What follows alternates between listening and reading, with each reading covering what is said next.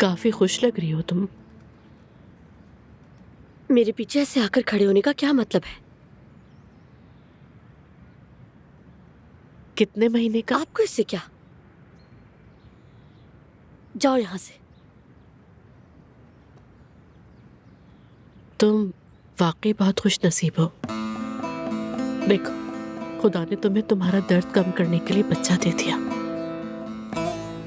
मगर मेरी गोद तो खाली है ना।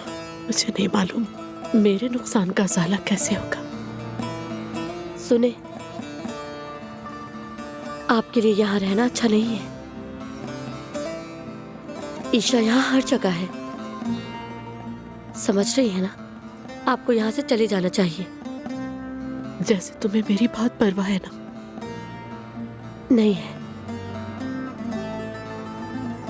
मुझे किसी की परवाह नहीं, मगर शायद मेरे दर्द ने मुझे तुम्हारा दुख देखने नहीं दिया। हालांकि इनका मवाजना मुमकिन ही नहीं।